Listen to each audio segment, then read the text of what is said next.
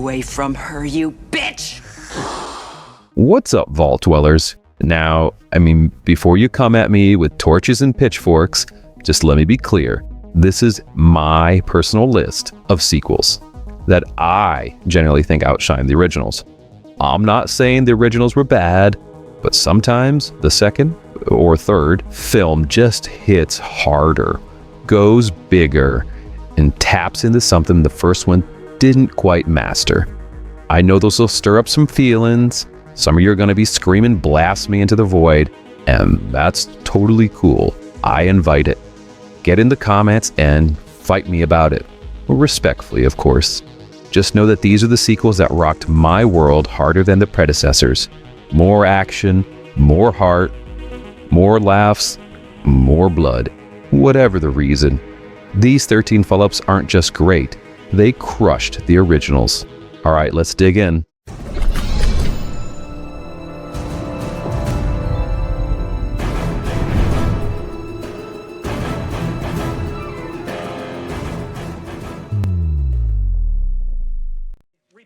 Do not take literally. The vultures are circling the carcass. I see a couple of gulls, but I don't... The pit bull is out of the cage. The Crips are raiding the liquor store. Hey, you yanking my crank. All right, let's get this started with the kind of sequel that dials the satire to 11 and just throws the knob into the explosion. Hot Shots Part 2, it isn't just a parody. It's an all-out war on seriousness. Charlie Sheen returns as Topper Harley, but this time, he's spoofing Rambo instead of Maverick. The result?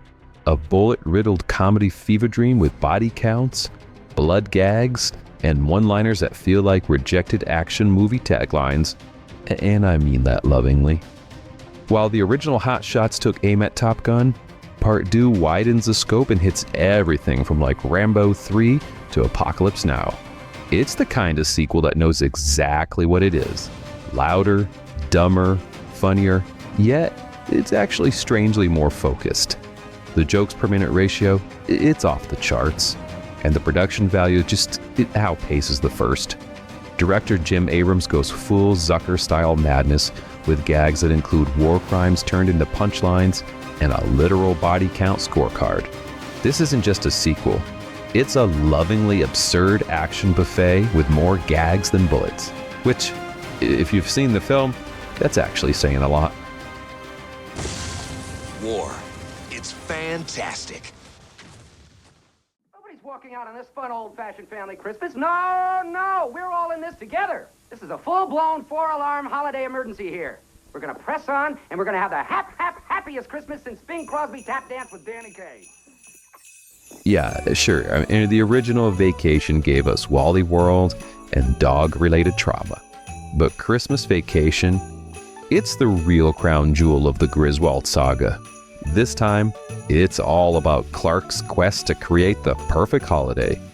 Despite family dysfunction, an uncooked turkey, and a sewer-exploding RV, Chevy Chase doubles down on dad energy meltdown mode, and we're here for every last fuse-blowing moment. You know what elevates Christmas Vacation? It's how perfectly it captures the anxiety of trying to manufacture joy. Every gag, from like squirrel chases to sap-covered monologues, it just taps into a universal holiday chaos. Cousin Eddie alone justifies the sequel's existence. Randy Quaid's unhinged energy, it's the gift that just keeps on giving. The movie becomes a seasonal staple, outpacing its predecessors in quotes, replays, and just sheer relatability. It's a comedy sequel that didn't just follow the first. It wrapped it in tinsel, lit it on fire, and just made us laugh all the way home. Well, I don't know what to say, except it's Christmas and we're all in misery. After all these years together, you don't know what to do. You ought to be ashamed of yourself. Now get out there and do it. Do it. Do it. You're the best. All right, let's talk about some swagger, because Rocky 3 doesn't just have it. It invented it. This is the sequel that brought us Mr. T as Clubber Lang and Rocky Balboa grappling not just with an opponent, but with the fear of losing just everything. It ditches the raw grit of the first two for a sleeker, faster, and flashier style, and you know what? It totally works. By now, Rocky is rich and complacent and just haunted by imposter syndrome. Cue in Mr. T storming into the franchise like a wrecking ball with a mohawk.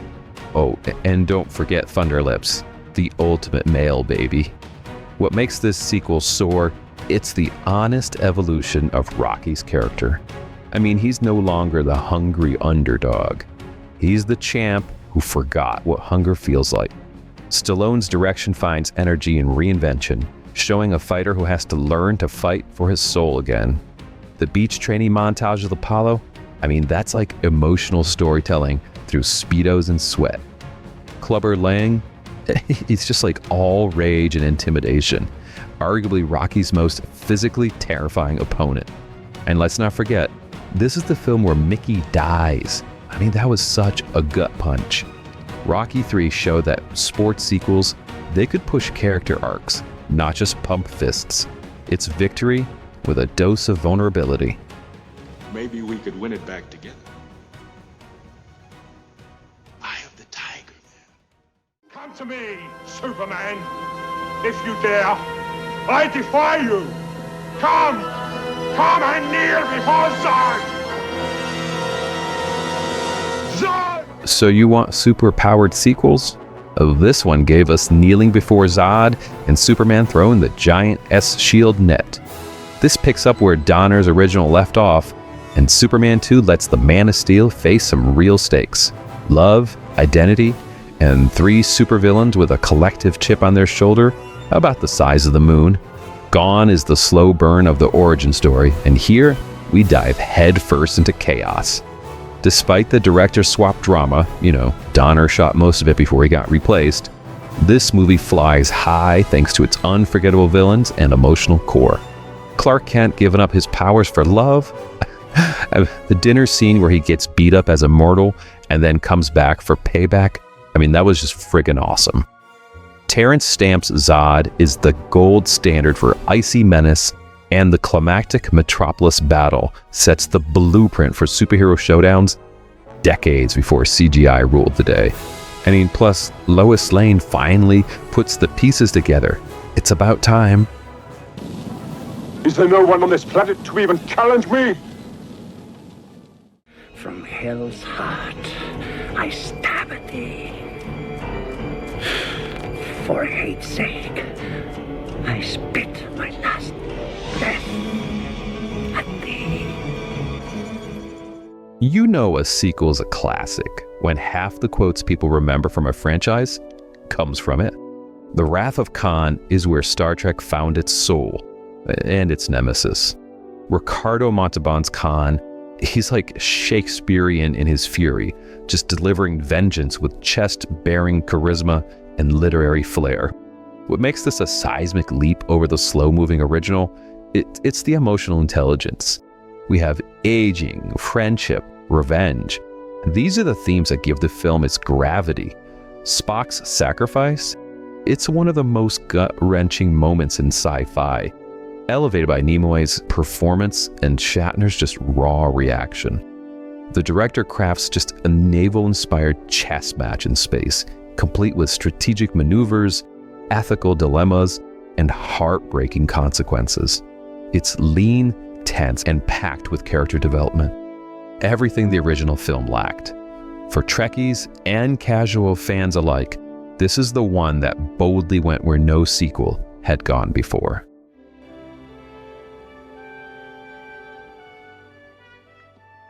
I find you in exactly the position that suits me. I had lots of time to learn how to shoot with my left.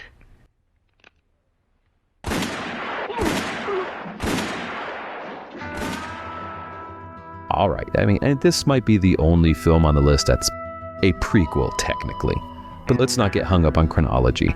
The Good, the Bad, and the Ugly, it took the spaghetti western formula and just elevated it to art.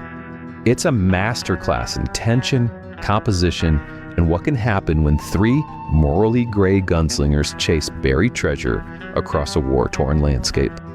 Leone's direction, it's just mythic. Every frame feels like a painting, every stare down like an opera. Morricone's score, it isn't just a soundtrack, it's actually a character in the film. And this movie expands the scope of A Fistful of Dollars and For a Few Dollars More in just every way. Bigger stakes, broader themes, and 3 unforgettable performances. Tuco brought the chaotic charm, Angel Eye just oozed menace, and Blondie, he just cements his man-with-no-name legacy. This is the Western that launched 1,000 imitators, and few have come close to its brilliance. I got 6 more bullets in my gun.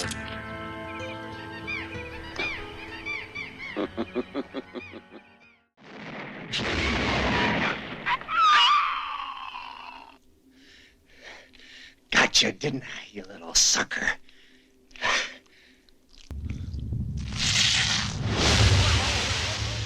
So is this a sequel, a reboot, a remake with just better funding? I don't know, who cares? It's awesome. Evil Dead 2 turns the rough, scrappy horror of the original into a kinetic ballet of blood, insanity, and slapstick brilliance. Bruce Campbell's Ash becomes just a horror icon, turning trauma into comedy gold and proving once and for all that horror and humor are 2 sides of the same possessed coin. Sam Raimi doubles down on everything that made the first film special. He's got the camera swoops, gore gags, and cabin in the woods paranoia, but he polishes it with a style and confidence. The tree scenes, they're still disturbing, the demon designs are nastier, and the laughs come fast and blood-soaked. More just a continuation. This is Raimi sharpening his craft, and Campbell flexing his physical comedy like a man fighting the devil with a wink and a chainsaw.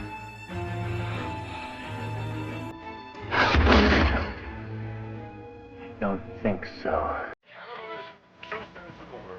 Implies an interspecies activity. These creatures cannot be considered human. They prey on you, not prey on each other. If Night of the Living Dead reinvented the zombie film, Dawn of the Dead, it perfected it.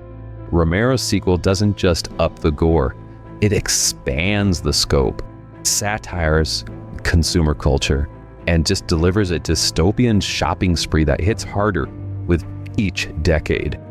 Moving the carnage to a shopping mall, it was a stroke of undead genius. It gave the filming like eerie familiarity, turning escalators and food courts into survivalist battlegrounds. Romero's genius lies in how he hides philosophy under entrails. Dawn is about people, how they adapt, isolate, and self-destruct under pressure.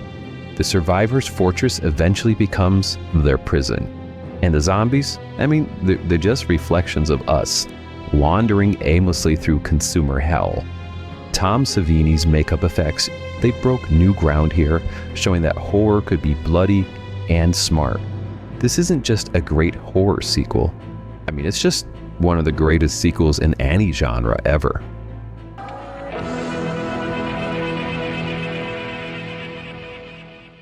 Attention shoppers! Don't forget to like and comment before the zombies find you. A thing is about to happen that has not happened since the elder days. The Ents are going to wake up and find that they are strong. The Fellowship of the Ring, it laid the groundwork, right? But the Two Towers, this is where Middle-earth erupts. Helm's Deep alone earns this movie its place on this list. It's an all-timer battle sequence that raises the bar for fantasy filmmaking. Yet, for all the orc slashing and magic flashing, it's the human moments that make this sequel sing. Gollum's dual personality meltdown? It was Oscar-worthy. The Ents' slow burn revenge? I mean, that was like cheering in the theater good. Jackson juggles a three-headed narrative with ballet-like control, diving deeper into the themes of power, loyalty, and despair. The Two Towers took Tolkien's world from a cult classic to cultural event and prove that the middle chapter, it doesn't have to be a filler. It can be the emotional spine.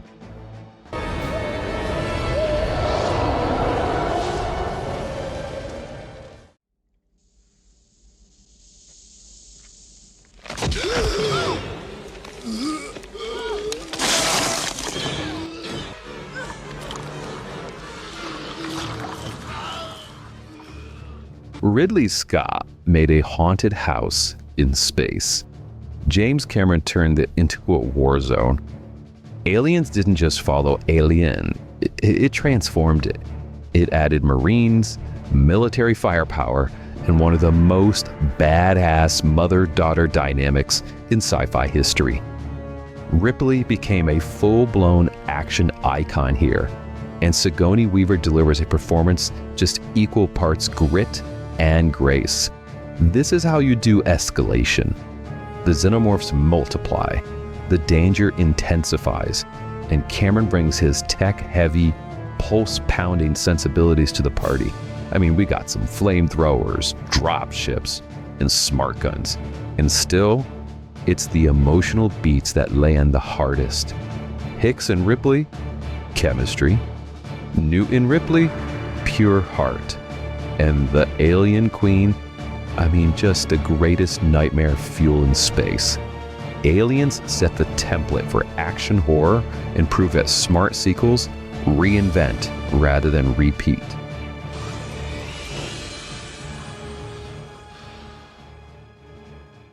What's the dog's name? Max. Hey, Janelle. What's wrong with Wolfie? I can hear him barking. Is he okay? Wolfie's fine, honey. Wolfie's just fine. Your first appearance are dead. All right, let's just admit it. T2 is one of the greatest action films of all time, period. It took the slasher horror elements of the first and reworked them into a post-apocalyptic morality play with liquid metal monsters and parental trauma. Arnold went from villain to protector, and it worked like gangbusters. Linda Hamilton's transformation into a warrior mom, it's still unmatched. The movie predicted our AI anxieties decades before the hit headlines. It's got practical effects that hold up to this day, and the villain, Robert Patrick's T-1000, it's still terrifying in its simplicity. But beyond the tech and explosions, T2 has heart. The bond between John and the Terminator gave this cyborg tale a soul. When Arnie says, "I now know why you cry," even Skynet got a little misty-eyed.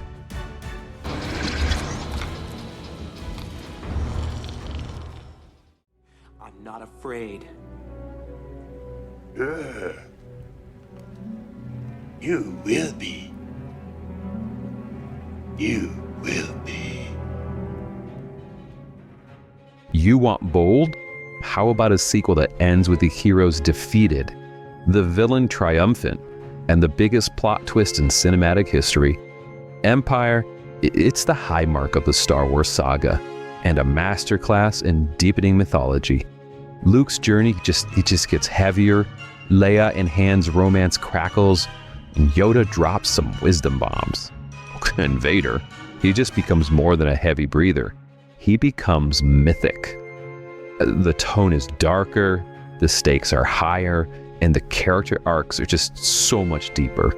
The cinematography is moody, and the dialogue is so much richer. But that Cloud City lightsaber duel, just iconic. Empire didn't just elevate the franchise. It set the gold standard for how to make a sequel that expands without exploding. Obi-Wan can no longer help him. The Force is strong with him. Woman, friend for you.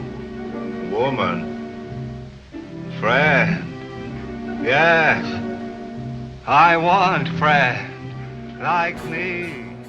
That's right, we're gonna go old school for the top spot. Bride of Frankenstein, it didn't just improve on Frankenstein, it transcended it. James Whale's sequel brings humor, tragedy, and unflinching weirdness to Mary Shelley's myth. Boris Karloff's monster just gains sympathy, loneliness, and some complexity.